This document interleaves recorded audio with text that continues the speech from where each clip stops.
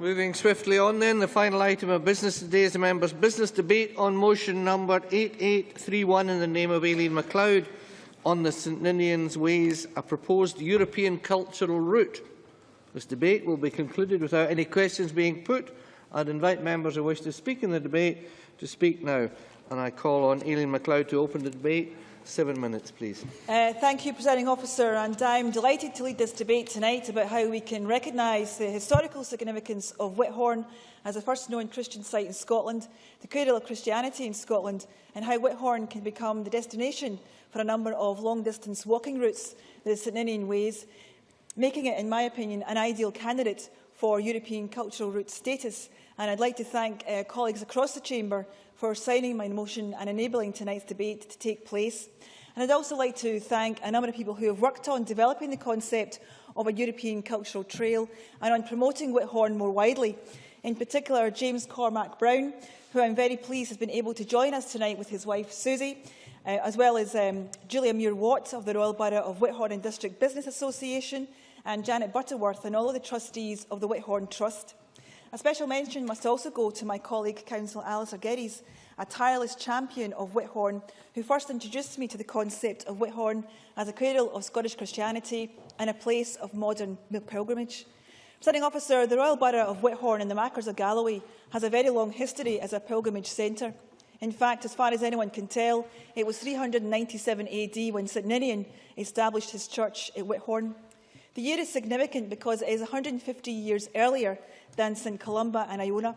So what began as a small stone church quickly adopted a significant degree of importance and influence in the early medieval world, which is supported by archaeological evidence of a flourishing relationship with the rest of Europe. Now, Whithorn was a destination for high-profile pilgrims, including Robert the Bruce, David II, Margaret of Denmark, who was the wife of James III and mother of James IV, as well as King James IV, who made the journey in every year of his reign, and Mary Queen of Scots, as well as the tens of thousands of unnamed pilgrims over more than a millennium. It is therefore both national and international importance.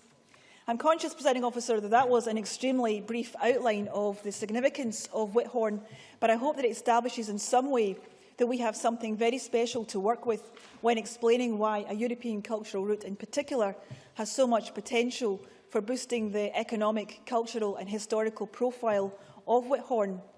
Now, European cultural routes are transnational tourist trails determined by the Council of Europe, and it's interesting and perhaps encouraging that the first and most successful of these routes was another pilgrim route, the Camino de Santiago de Compostela, and such routes must be based on one or more themes.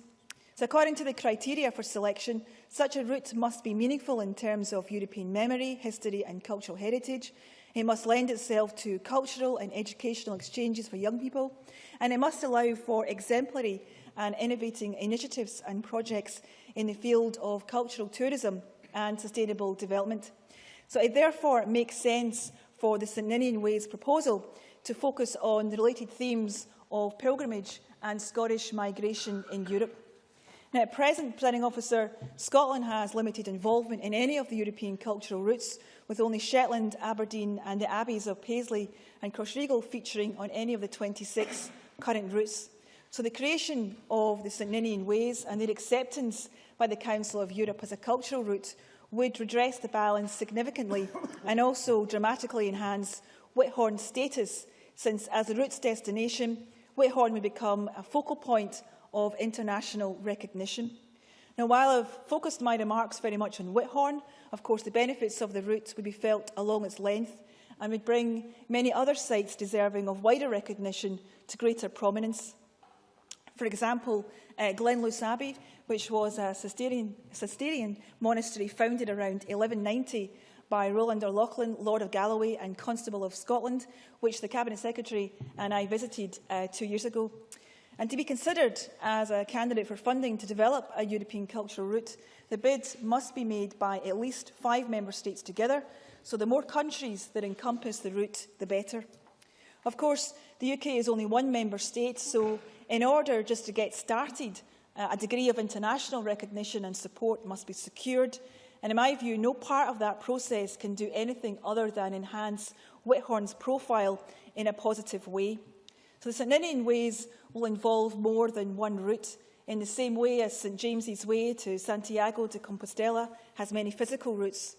And one which has already been examined in detail, however, is the Ayrshire Pilgrim Trail from Glasgow via Paisley Abbey and Crossregal, both of which are already recognised in the European network of Cliniac sites. And their status gives us something to build on, and it helps plug Scotland and the potential St Ninian Ways into existing European cultural routes.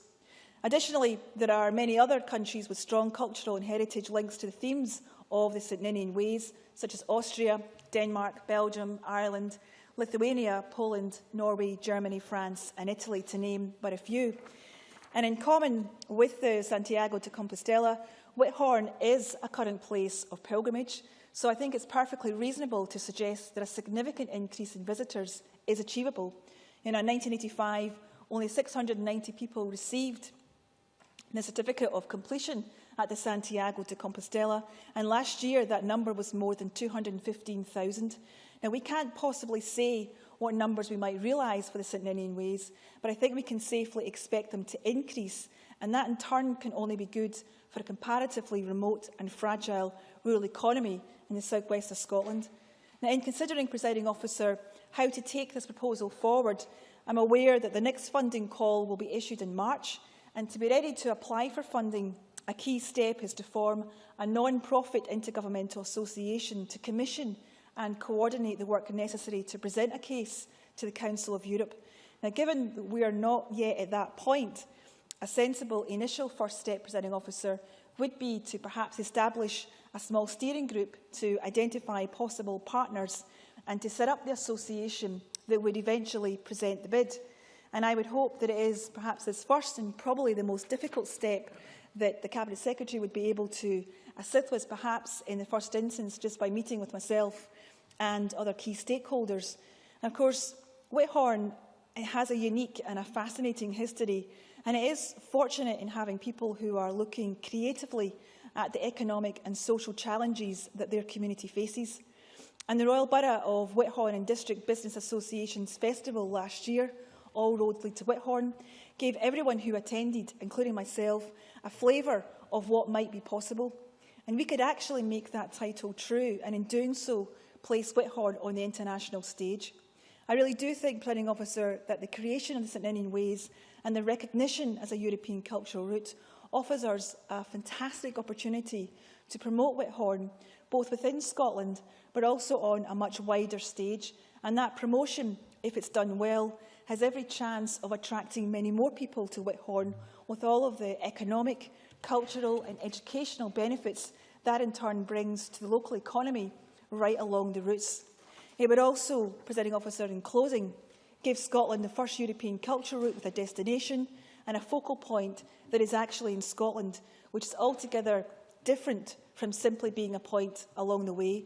So locally, nationally, internationally, it is, in my view, a worthwhile goal and one which I very much hope to see pursued to fruition. Thank you. Many thanks. I now call Alex Ferguson, the constituency member, to be followed by Adam Ingram. Thank you, Presiding Officer, and can I firstly congratulate Aileen-McLeod for bringing this motion to the Chamber this evening, and also thank her for confirming to me that it is indeed James Brown in the gallery. My eyesight is not as it should be, and I hope he will forgive me for not having recognised him instantly, but I would also welcome him here. It's good to see him. One of the more remarkable facts about St Ninian is that despite the universal acknowledgement that as Scotland's first saint he began his missionary work in AD 397, virtually nothing, or indeed very little, was known about him until about 350 years later, when the historian Bede wrote his book, History of the English Church and People. St Ninian, as the opening sentence on the Whithorn Trust's website says, rather seductively, is a shadowy figure in history. However, if his figure is shadowy, his legacy most certainly is not. For although no written references exist from the time he was alive, enough has been written since to establish the true facts of the impact he has had on the southwest of Scotland. Indeed, I think one can argue on the whole of Scotland ever since. His impact on Whithorn alone was quite incredible, as right up to the Reformation, it was a place of quite enormous influence. As the birthplace of Scottish Christianity, it attracted pilgrims from far and wide to see Scotland's first church, the Candida Casa. Whithorn became a commercial centre, a crossroads for the seaborne trade routes that predominated at the time. By only the 5th century, Whithorn had contact with Gaul. It had a sophisticated church hierarchy, and it was importing fine wines and pottery to a thriving and prosperous community, which was itself in touch with the comparatively new world of Christian ideas, arts and culture that came from Europe and beyond. Indeed, some people have said that Whithorn was, in reality, Scotland's first town, and its reputation grew to the extent that, by the Middle Ages, the shrine that it had become was visited by kings and queens from Robert the Bruce to Mary, Queen of Scots, who were numbered amongst the thousands of pilgrims who visited on an annual basis. And in those heady days, Presiding Officer, all roads led to Whithorn. Just last year, as Aileen-McLeod mentioned, she and I attended what I think was a truly remarkable event, the culmination of a project called All Roads Lead to Whithorn. It was the open-air showing of a film that documented the skills, the talents, the lives, the hopes and the aspirations of Whithorn folk of all generations, and it concluded an ambitious project which involved the local schools and other community bodies to take the project forward into the future. As I said at the time, I can't help but feel that this project is the start of something good, and I look forward to the next stage with eager anticipation. Now, that project seemed to me to give added impetus to the already existing proposal to create the St Ninian's Ways, or perhaps I should say to recreate the St Ninian's Way, which ran from Paisley Abbey to Whithorn, and which takes in other sites of great importance and significance to Christian history, such as Dundonald Castle, Crossagwell Abbey and Glenluce Abbey. Trails or ways such as these were once relatively commonplace routes used by pilgrims on their annual journeys, and I cannot but agree that the time is absolutely right to look at reopening some of them. And like others, I would congratulate James Brown of Cormac Brown for the work that he's carried out on the feasibility on this project and for his continuing interest in it, and indeed the Whithorn Business Association and the Whithorn Trust for the way that they have supported and encouraged it. Presiding Officer, there's a huge and growing interest in Christian history. There can be no better place to foster that interest than Whithorn, and I firmly believe that the recreation of the St Ninian Ways as a European cultural route is, to put it in modern-day terminology, something of a no-brainer. Perhaps we will soon be able to say once again that all roads do lead to Whithorn. Thank you. Many thanks. Now call on Adam Ingram to be followed by Patricia Ferguson. Thank you, Presiding Officer. Firstly, I'd like to congratulate Aileen-McLeod for securing this debate and wish to express my support for her request for assistance from the Cabinet Secretary. Ms Hislop may remember I wrote to her last year on the subject of financial support for the Whithorn Trust and the development of the St Ninian Ways pilgrim routes. And I was prompted to do so by the aforesaid James Brown, and would also like to pay tribute to him and his wife, Susie Cormac Brown, for their outstanding development work on the Ayrshire Way, also known as the Ayrshire Pilgrims Way, which is can be regarded as the first and perhaps foremost of those routes. Indeed, it was the Browns who first introduced me to both the concept of religious tourism and the fact that Scotland is an underexploited market. In 2010, James was a driving force behind celebrations in Scotland to mark the founding of the Burgundy-based Cluniac order 1100 years ago. The abbeys of Paisley and Crossraguel, which is just outside Maybole for the uninitiated, are integral components of the Europe-wide network of Cluniac sites, which is a well-established European cultural route in its own right. And I was honoured to take part in a ceremony at Crossraguel representing the Scottish Government, along with many visiting guests from Cluny and others from elsewhere in Europe. And all of us were treated to a historical tableau of medieval times, followed by a very insightful tour of the Abbey complex. Now, this experience certainly opened my eyes to the marketing potential for a pilgrim's trail, even for a non-religious person such as myself. It also made me wonder why we don't, as a country, make more of our religious heritage. True, it's been a touchy subject.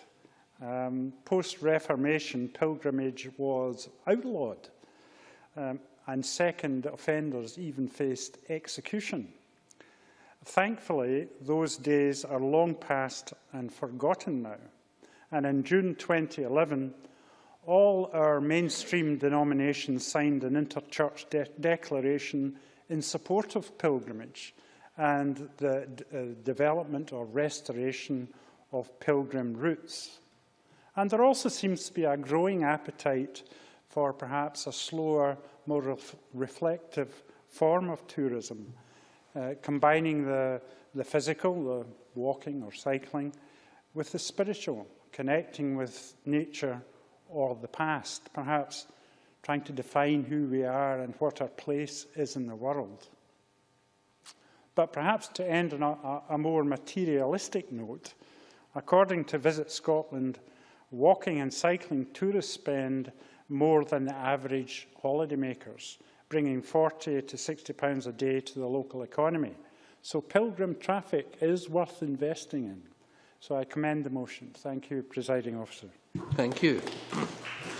I now call on Patricia Ferguson to be followed by Joan McAlpine.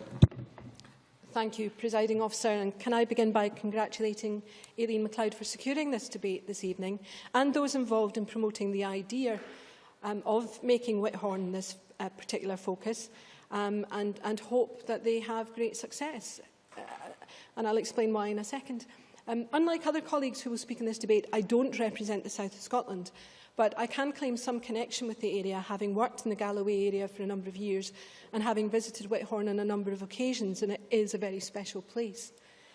As we've heard, the history of St Ninian himself is somewhat shadowy, and I suppose that's only to be expected of a figure about whom there are no contemporary written accounts. But archaeology suggests that there was a settlement in Whithorn at least by the 5th century, and that its people were trading and importing luxury goods from the Mediterranean and were working the land to produce food together.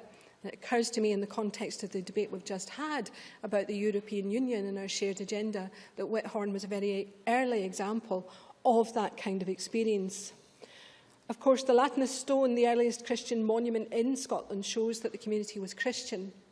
And what is also clear is that by the year 731, St Ninian's fame was sufficient to be written about, as we've heard, by the Venerable Bede, and that Whithorn itself was a place of pilgrimage by the 7th century. It would seem that Ninian studied in Rome and was ordained a bishop there, but also studied with St Martin of Tours, for whom his episcopal see was named. Ninian would seem to have brought a number of Roman influences home with him, as his church, the Candida Casa, or Whithern, was reputed to have been built of stone, which at that time was a fairly unusual building technique for Scotland. Now, while Bede may have been one of Ninian's earliest known chroniclers, Aelred of Rievaulx, who wrote his life of St Ninian in the 12th century, may be responsible for the international reputation that Ninian was to come to enjoy because of Aelred's connections to the widespread Cluniac and Benedictine family. And that may account for the international reputation and appreciation of Ninian that steadily grew and enhanced Whithorn's reputation as a centre of pilgrimage.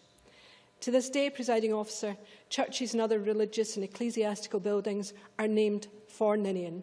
And for many years, I myself was a parishioner of St Ninian's Church in Knightswood in Glasgow, and indeed was married there some years ago. But to the present, the current project to re-establish the pilgrimage route lost to us at the time of the Reformation, that would include Dundonald Castle, Crossraguel Abbey and Glenluce Abbey, seems to me to be one that is very much worthy of support. The 75-mile route would provide a spiritual pathway for many and would also be a route taking in some of the most beautiful parts of our country. Having taken part in a number of pilgrimages personally, I have to say that I can think of only one that could actually rival the kind of scenery and the kind of inspiration that one might get on that particular journey. And I would hope that it would draw in visitors from those areas of Europe where St Ninian is recognised and revered, and would re-establish Whithorn and Galloway as a centre of pilgrimage once again. I think you would have to be very hard-hearted indeed not to be inspired as you walked along the route. But clearly the infrastructure that accompanies such a route needs to be considered, and I'm mindful that the needs and aspirations of pilgrims might be a little different from the needs of tourists, who would have a less spiritual approach to their journey. But each group of travellers would need somewhere to stay and a way of accessing transport that suited their needs. Historically, of course, that balance has always been a difficult one for pilgrimages and pilgrim routes.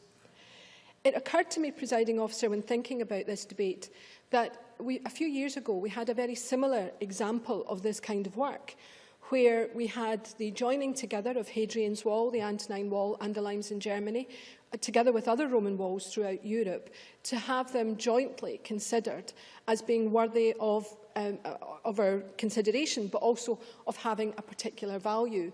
And I wonder whether the work that Historic Scotland did in that regard might be helpful in taking forward this particular agenda. As you draw to a close. Thank you, Presiding Officer. In closing, I would just say that the approach that Aileen-McLeod outlined, developing this as in an organic way, seems to me to be the right one.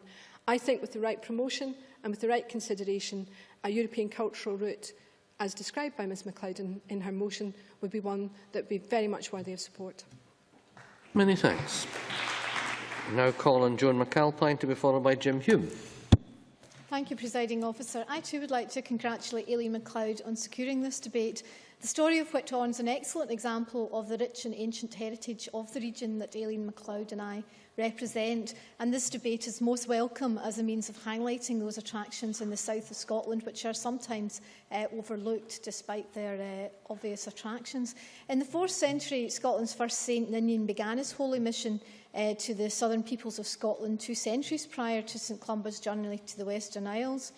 Whithorn's proximity to the sea, the motorway of its day, meant that the southwest of Scotland was a hive of activity in ancient times, and for almost a millennium after Ninian's death, thousands embarked on the pilgrimage to Whithorn, as has been said, bringing considerable prosperity to the small community. In the 16th century, as has already been mentioned, as anti-Catholicism grew, pilgrimage were banned and the town went into decline. And perhaps the knowledge of Ninian went into decline as well. That certainly wasn't the case for me, because I attended a primary school called St Ninian's in the town of Gourock in the west coast of Scotland. So the hymn Ninian of Galloway is imprinted into my brain. And the Candida Casa was the badge on our school blazer. So I was certainly very familiar with St Ninian and with Whithorn, although I hadn't actually visited the place. Today, the historical significance of Whithorn and St Ninian's influence on the growth of Christianity is overshadowed by the popular fame of Iona, but it shouldn't be. Its geographical position gives the town, puts the town at a disadvantage when it comes to economic development. It's largely isolated from Scotland's centres of population and doesn't lie on popular tourist routes. So the recreation of the St Ninian's Way as an ancient pilgrim's route following historical trail from Glasgow via Govan, Paisley, Ayrshire to Whithorn is therefore an exciting opportunity to stimulate economic growth throughout the entire region. Throughout continental Europe, pilgrimage routes, as has been said, are an increasingly integral part of tourism and have been proven to be especially beneficial in bringing much-needed economic activity to rural areas. And it's for that reason that special efforts are now being made in different parts of Scotland to re-establish these ancient trails.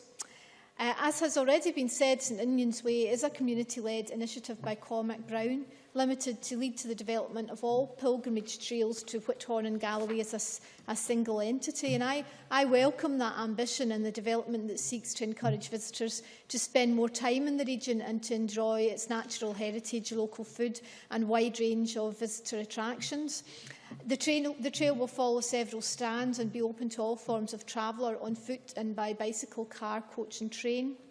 I too hope that the route will eventually be recognised by the European Council as a European cultural route. The Cultural Routes Programme was launched by the Council of Europe in 1987 with the objective of demonstrating how the heritage of different countries and cultures of Europe contributes to a shared cultural heritage. The routes have achieved a noteworthy progress within the last 2 decades and have been shown to encourage widespread community participation in cultural activities. And I should point out at this point that the number of SMEs, artisan businesses, craft businesses all over the southwest of Scotland could really benefit from an influx of these kind of tourists, which, as my colleague Adam Ingram has previously said, do spend more money. I'd like to just finish off by saying that I said earlier that I grew up with the badge representing St Ninian's Church on my school blazer. But it was very strange that despite spending a lot of my childhood in religious activities, I never actually visited Whithorn because there was no tradition of pilgrimage at that time. And a couple of years ago, all the St Ninian schools in Scotland were invited to walk through Edinburgh with His Holiness the Pope. And it just struck me that there's a huge potential there. Right across Scotland for these children to reconnect with the area, and perhaps that's something that the Cabinet Secretary might think about going forward. I know money's tight, but it would be quite a nice idea if children had the opportunity to find out that aspect of their heritage. Thank you very much. Many thanks. Now call on Jim Hume to be followed by Christine Graham. Thank you, Presiding Officer, and I start, like others, by congratulating Aileen-McLeod on securing this debate. And just picking up on a point that Adam Ingram made about funding, I'll renew my request to the Culture Secretary to earmark the Whithorn Trust as eligible for Scotland's core museum funding, which would give it opportunities of perhaps getting funding to help its good work down there. It may be curious to some why an ancient religious centre such as Whithorn should be in what some may think a remote part of Scotland, but St Ninian's time was post-Roman in the Dark Ages, and to travel across land in those times, I would imagine, was not the easiest. The seas, however, were like motorways of the Dark Ages, and that may have been Whithorn's advantage at that time. So it's hardly surprising then that in East Donegal, St Ninian was reputed to have landed. Also in Ireland, he gave name to St Ninian's Point at Belfast Lough, and also hardly surprising that goods from the Mediterranean have been extracted from the site at Whithorn, giving proof of the channels of travel that happened in those times. But St Ninian was reputed to have travelled much farther than Ireland, of course, to Rome itself. The famous Northumbrian monk Bede, in his chronicles, referred to Ninian being educated in Rome. It's thought that Ninian was the son of an early Christian king, and that would be likely, as I doubt that anyone of much a humbler upbringing would have been able to have afforded the journey to Rome for their education in those dark ages. Whatever led the noble Ninian to follow the calling of the cloth, we'll probably never know, but he was ahead of his time, as St Columba converted the Northern Picts, landing famously on Iona some 150 or so years after Ninian. St Ninian perhaps wasn't the first to start converting the Southern Picts, but he certainly must have dedicated his life to do so at a time when Christianity wasn't perhaps the norm. The Dark Ages were, of course, named dark as there was little writing of events, unlike in Roman times and in later years with Bede chronicling the arrival of the Vikings. But stories were passed down, perhaps not in parchment, but in the spoken word, often with a rhyme to it to aid the memory. Bede would have been aware of these rhythmic stories, but of course there may have been some elaboration from generation to generation in passing the story of Ninian down the line. So there may have not been contemporary writing of Ninian, but his story and proof of worship at Whithorn has left its mark. As some 700 years after Ninian, there was a huge cathedral at the site. Whithorn had grown into a major destination for pilgrimage. St Ninian had then had a long history of being attributed with miraculous cures, as people had prayed to him and made that pilgrimage to Whithorn. It wasn't, unsurprisingly, until the Reformation that Whithorn's visitors declined, but never stopped. Even to this day, many will make their way to recognise the importance of St Ninian. Therefore, I agree with Aileen-McLeod today that Whithorn should be recognised for its importance. St Ninian was Scotland's first saint. He converted many Southern Picts, and there's no doubt his influences have gone farther than these shores, with dedications to him over the pond in that New Scotland, Nova Scotia, and extensively throughout Scotland, from Shetland, of course, down to Galloway, and also many places in North England. St Ninians, without doubt, have great significance to our history, but also that of Europe, and I agree that it's only right that it is given further recognition by the creation of St Ninians Way as a European cultural route. And without doubt, his influence can still lead to improvements in the South West by attracting visitors and highlighting the importance of Whithorn for its place in history. Many thanks. Now call on Christine Graham to be followed by Stuart Stevenson. Thank you, Deputy Presiding Officer, and I congratulate the member on securing this debate. And you must be wondering, Deputy Presiding Officer, what on earth I'm doing in a debate about Whithorn and St Ninian. And 40 years or so ago, I could not have predicted that there would be a Scottish Parliament, or that I would be here, and that I'd be contributing in a members' debate.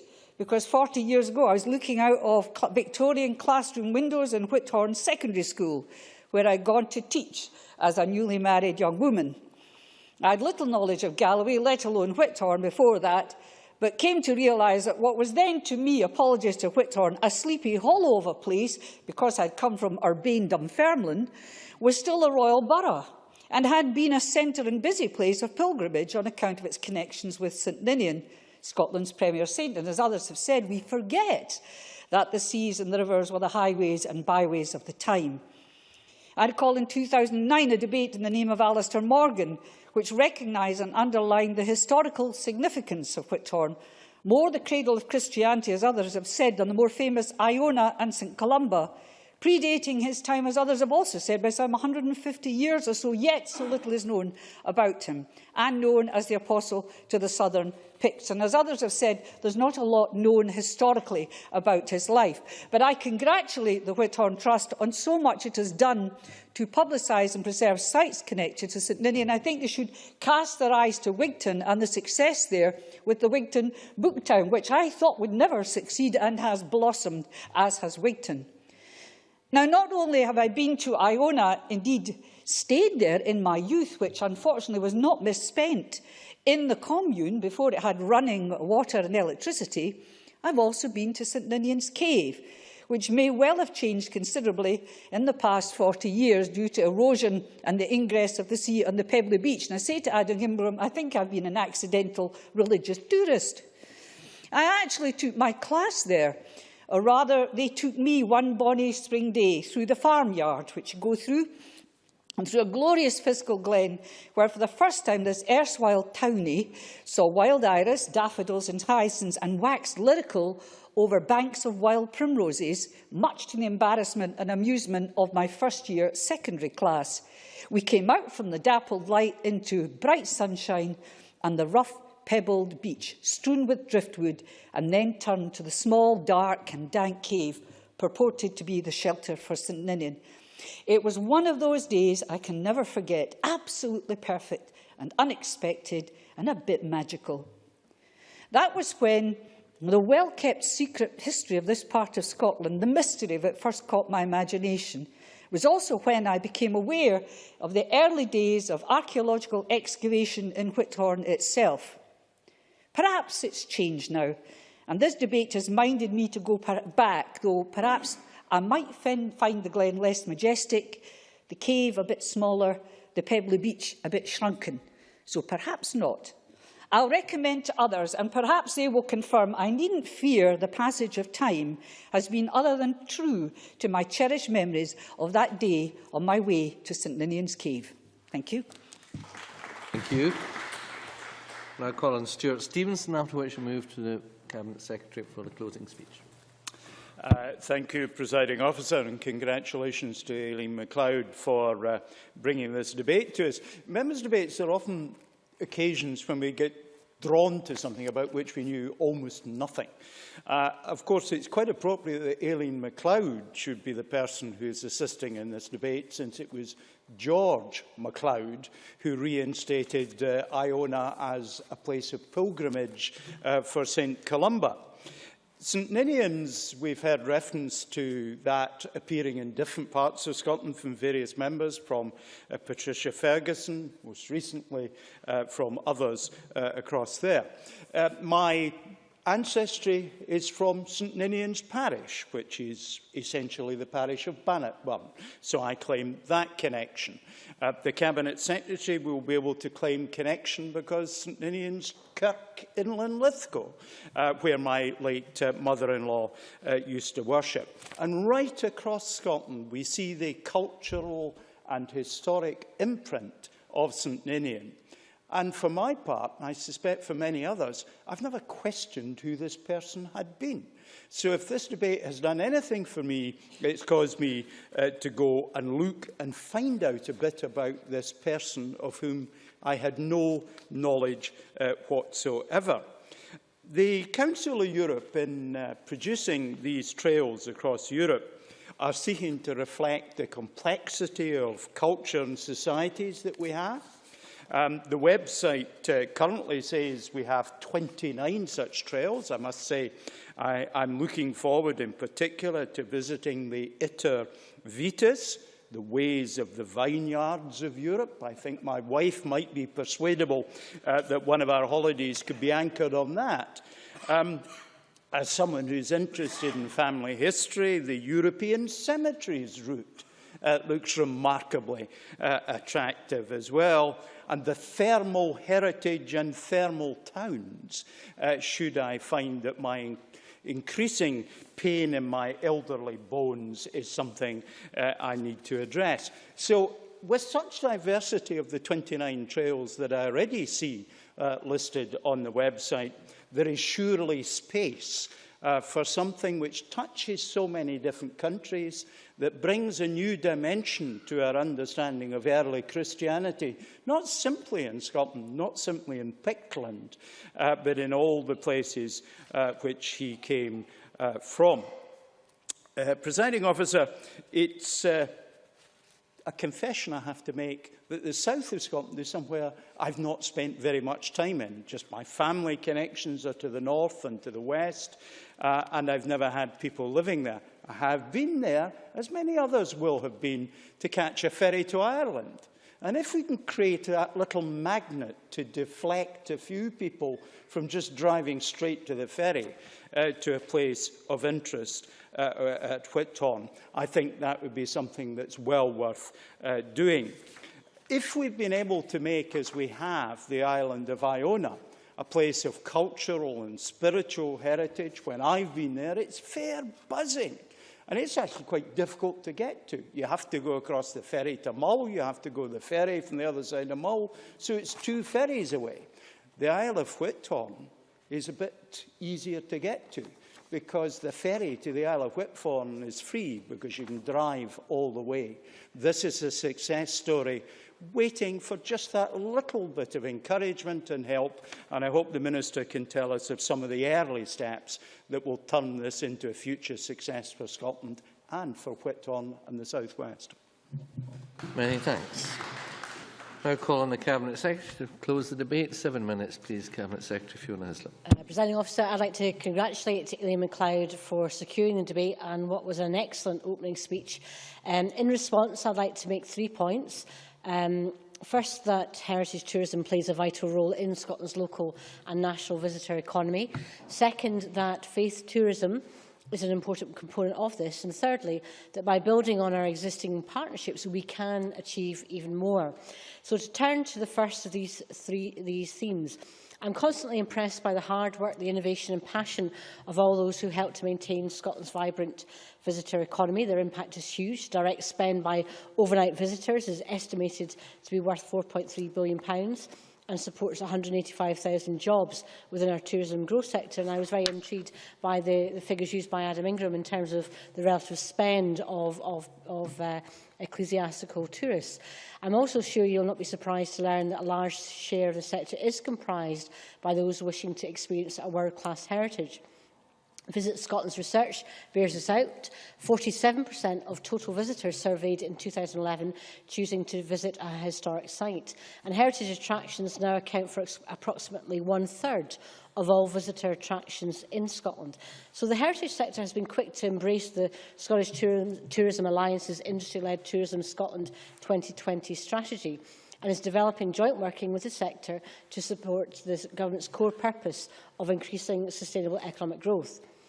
The strategy recognises that we need to focus our efforts on collaboration to develop experiences created by the unique elements to Scotland, which cannot easily be replicated by our competitors, and clearly our historic environment has a big role to play. And as members have so eloquently stated this afternoon, Whithorn is unique. It is the only place in Scotland where evidence can be found of every phase of the development of Christianity, from the 5th century AD up to the Reformation and beyond, and this cultural significance has long been recognised. The site has been in state care for more than 100 years and continues to provide the community with a strong sense of identity, as well as attracting a small but significant number of visitors each year. Whithorn has long been an important place of pilgrimage since the 600s, and a significant ecclesiastical and lordly centre grew up around the shrine of St Ninian. Ninian was recognised as one of the native patron saints of Scotland, and by around 1200 a new monastery was founded around his shrine, and the pilgrimage was created at the end of the 1800s, and Whithorn is now properly recognised as the cradle of Christianity in Scotland. This was acknowledged in a members' debate as referred to in this chamber on the 16th of September 2009.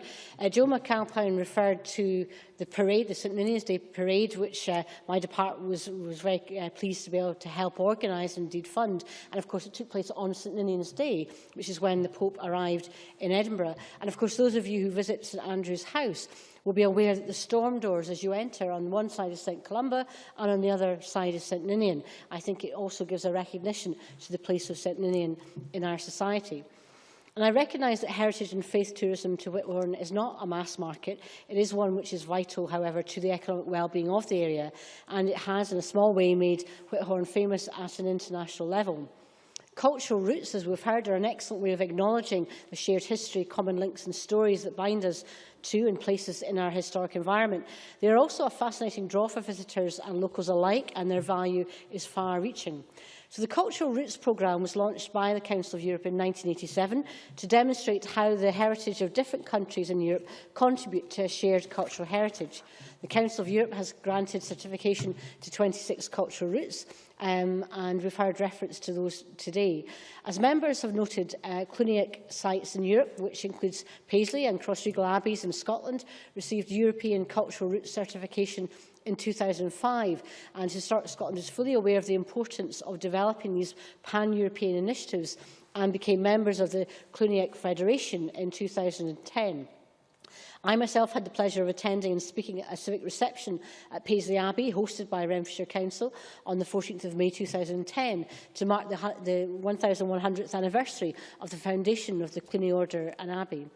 Historic Scotland has continued to engage with the Federation by working to raise awareness of the medieval pilgrimage route through Ayrshire, which would have included Crossregal and Clenluce Abbeys, and at its final destination, Whithorn Priory. Historic Scotland will continue to work in close partnership with the Federation to promote our shared European cultural ties. And as members have noted, St Ninian Ways is an initiative to develop all pilgrimage trails to Whithorn as a single entity. And while gaining cultural route status is an admirable long-term aspiration, certification will depend on meeting the Council of Europe's criteria. Therefore, Aileen-McLeod is correct in trying to identify some of the initial steps that need to take place as we progress and proceed. So I will ask my officials in Historic Scotland to work alongside the other groups involved in assessing the feasibility of establishing Ways to Whithorn and St Ninian as a European cultural route. But I might add that as a Minister, I have previously explored some of the issues involved in the St Ninian Ways, and the challenges that I would identify may less be to do with the heritage or tourism aspects of the project, but perhaps more to do with land and transportation issues. And so therefore I will certainly engage the Minister for Environment, Paul Wheelhouse. And I think in terms of the coordination, it will need to take place across different agencies. So she's correct in identifying that. I would also like to draw members' attention to the Scottish Pilgrimage Gathering, which took place on the 27th of September 2013. And at this conference, Visit Scotland, who promote Scotland's existing pilgrim routes on their website, recognised the importance of collaboration in the developing of the potential faith tourism to Scotland. And I firmly believe that such partnership working and local initiatives, we can embrace the opportunity presented to us by the faith tourism market. Such initiatives will benefit both Whithorn and the wider Dumfries and Galloway area in this our second century of caring for and promoting Scotland's cradle of Christianity. I have visited Whithorn. I'm very enthusiastic about the passion that people express for the area, but that story has much more to tell in terms of expressing and engaging people. But we do have to think about the practical ways forward, and I think by bringing this debate today, I think Aileen-McLeod has managed to bring together the Chamber, and we need to think what we can do and work cooperatively to try and take the initiative forward. It won't be without its challenges, but at least if we know what they are, we can embrace them and address them. Thank you very much. Thank you. And that concludes this debate, and I now close this meeting of Parliament.